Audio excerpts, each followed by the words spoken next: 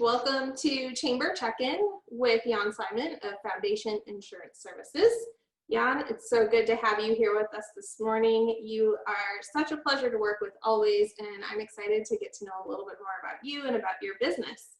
So you've been with the Chamber since 2014. Yeah. And recently launched Foundation Insurance Services. Tell us a little bit about it and why you made that decision. Yeah, so, I've been in insurance almost 25 years. And since the beginning, kind of felt like I wanted to own my own agency, wanted to do it myself. Always kind of a little bit too scared to do it. And just over a year ago, opportunity came up, and it was kind of the right but wrong timing. And so took the step and leap of faith and just said, you know what, I'm putting the blinders on, I'm going to go forward. So started June, July-ish of last year, 2019. And it's been a great year so far. And I mean, with the Chamber, the help of the Chamber has been amazing. So. Yeah, but you are involved in so many different areas in the community, and you really, I don't know of many individuals who have a servant's heart the way you do. Tell us about some of the ways you're involved in the community and what you do. Yeah, well, thank you very much. So really a lot of it stems around the Chamber specifically. I was in a couple of different groups many years ago before I got involved in the Chamber, and then decided to get involved in the Chamber, and found that the Chamber just had so many different aspects and so many people to get involved with. And so I really made the commitment to myself that I was just going to focus as much time and energy as I could in the Chamber in different aspects. So with regards to the Chamber, I've been through Gilbert Leadership. I actually currently sit on the board of directors in Gilbert Leadership, and in the immediate past chair of Gilbert Leadership Board.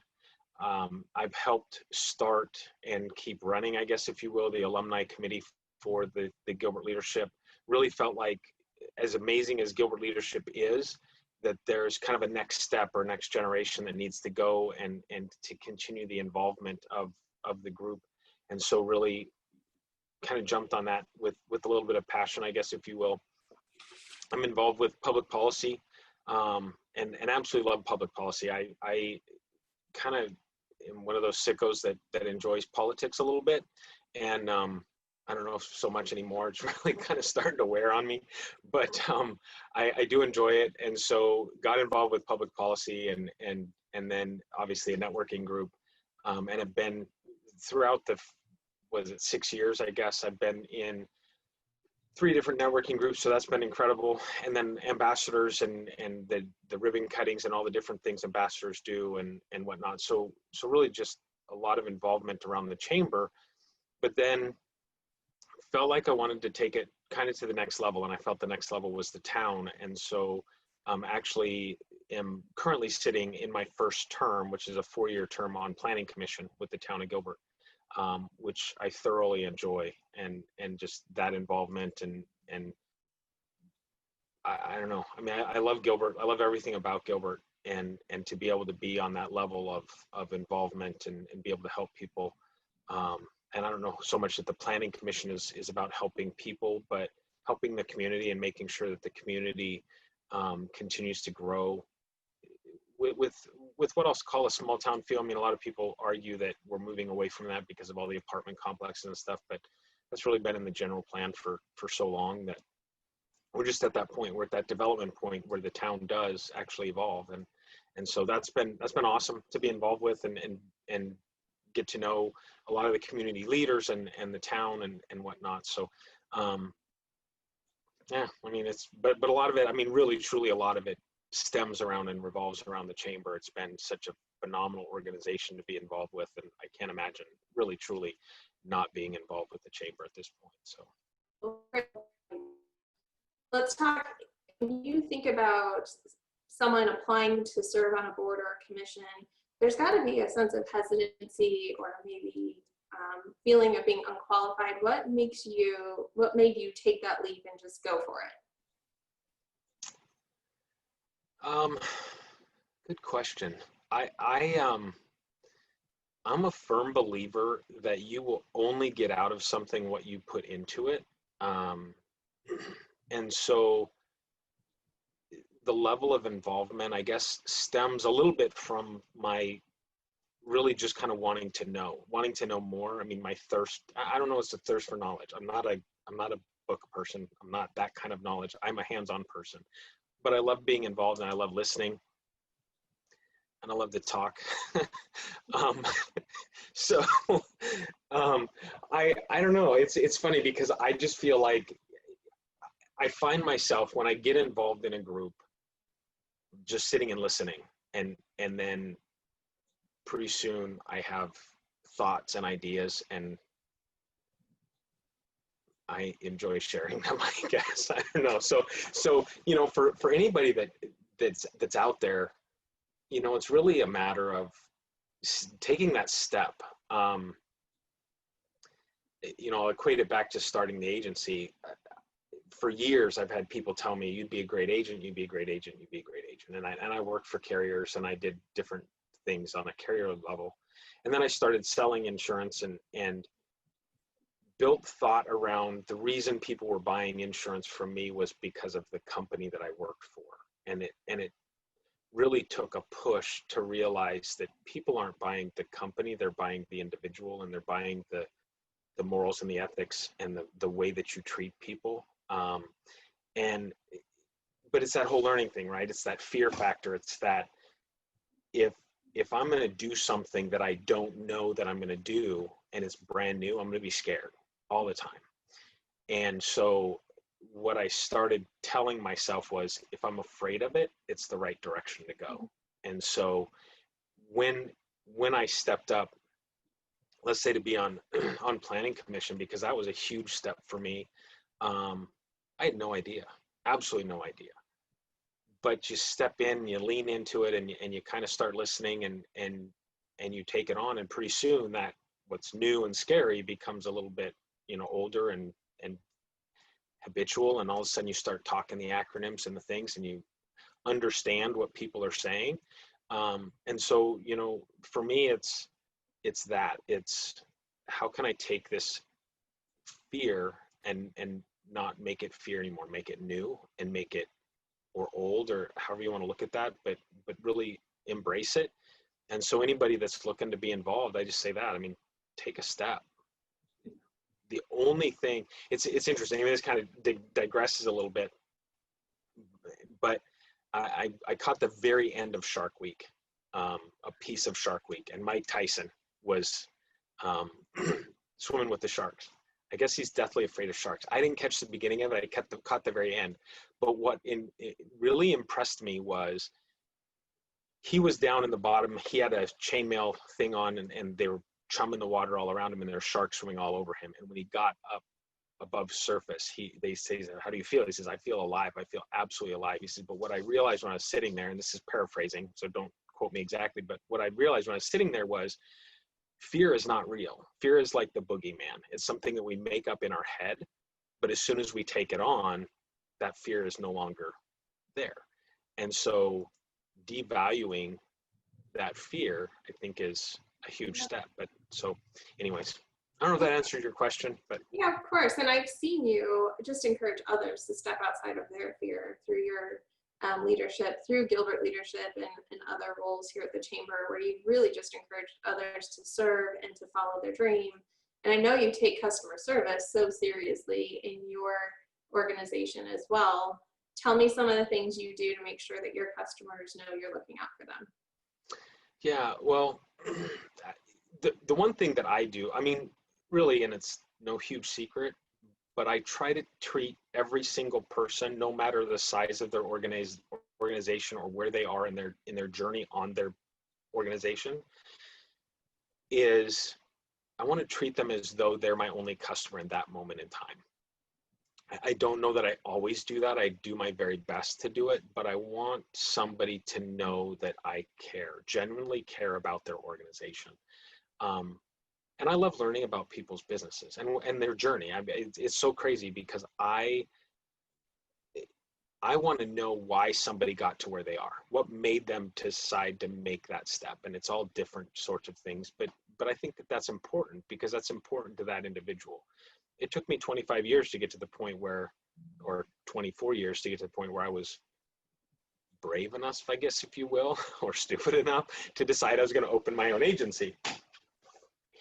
But there's a lot of things that happen along the way, and I don't know that I was necessarily ready in any of those years beforehand. And I made a couple different goes at it, but you know, my customers, I really, truly, genuinely care about them. I want to know that they're going to be successful. And if I had more means, or I would help them be that.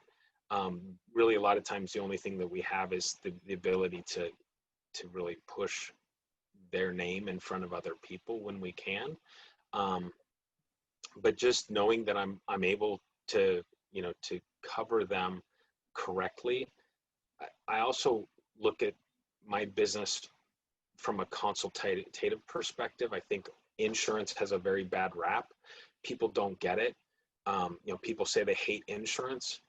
I guarantee you, if people are covered correctly and they have a loss, they love insurance, but they don't get it. If you know, if I come to you and I say, you know, hey, you give me a quarter and I'm going to give you $200, all day long you would take that, right? Well, that's what insurance is. I mean, you're giving me a little bit of money for a guarantee of a lot of money. It's my job to make sure that you're covered correctly, and I do my best. And when I can engage a client on a conversational level to get them to understand that it's not my job to just sell them an insurance policy. It's my job to try to think of what is the worst possible thing that could happen in your business career, in your personal life, whatever it is. What's the worst possible thing that could happen? And how do I mitigate that damage so that if you do own a business and you do have a loss, you're not going to go out of business because of that. I mean, I don't want you to be the 1 in 3 clients that actually lose your business because X, you know, whatever that is. You know, I don't want you to be in financial ruin if your house burns down. It's a heavy weight from a personal perspective. I can tell you, one of the worst things in the world is to get a call on a Saturday morning and have somebody on the other line and say, hey, Jän, I had an accident. I mean, it's disheartening. You always hope it's nothing horrible. You know, I don't want my clients to have to need the insurance that I'm selling them, although I do want it to be there. So I do try very hard to make sure that my clients understand that they are my client. I take very personally the coverage that I'm selling them, and I want to make sure that I'm there for them when I can, to the extent, you know, to the extent that I can be. I mean, I can't make guarantees. That's all on the carriers, you know, all that stuff, but I can try to make sure that the coverage is what it is. And I try to do that with every single client. I don't care the size. I mean, I'm going to spend the same amount of time with you if you're a startup as you are as a large corporation that's been around for 50 years. It doesn't matter to me, really, truly. So before we wrap up Chamber Check-In, I want to ask one more question just about your industry and workforce, and what does it look like? Is there going to be a shortage in your industry? How do we get students interested in this line of work? What are your thoughts on that?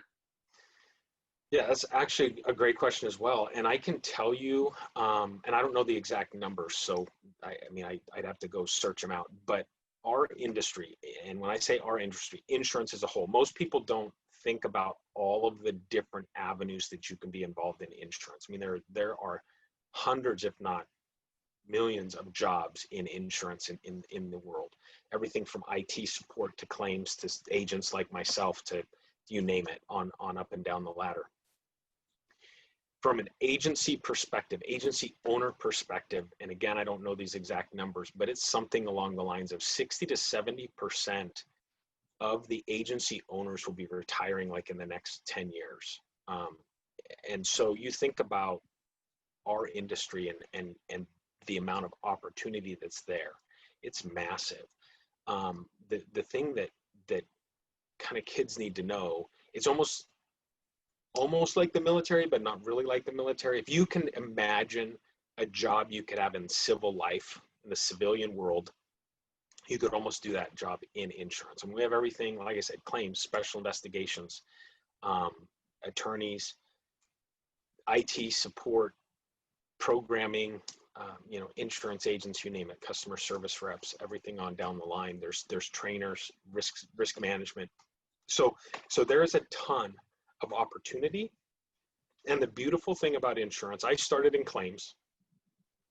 I had no idea. My degree is in fitness and sport management. I wanted to be a strength and conditioning coach, needed to make money, and I got into insurance because it paid good. 25 years later, I've had a ton of opportunity to do some really cool things in insurance. And so there's a lot out there. I mean, internationally, insurance, if somebody wants to, be on an international level, but with regards to the kids, understanding, finances and different things like that, all sides of the scale or the spectrum. There's a lot of opportunity. Well, thank you. Thank you for spending some time with me this morning. And honestly, thank you for all that you do to support the chamber in your different roles to support the community. You know how much I appreciate you and enjoy getting to know you and your family. I love Christine's organizational skills. There's like second to none. So I'm just grateful for all of you and all you do. So awesome. Well, thank you. And back at you. Like I said, I mean, I absolutely love the chamber. I cannot imagine. I mean, really, truly, the first stop I made when the decision was made that I was opening my agency was the chamber. That was my first stop. And so it is a family to me. It is home to me. The opportunities endless, and the friends that I've made over the years are incredible. So I appreciate you guys. I appreciate what the chamber does. I mean, not just for me personally, but from a community perspective, it's phenomenal. So thank you. All right. Have a good day.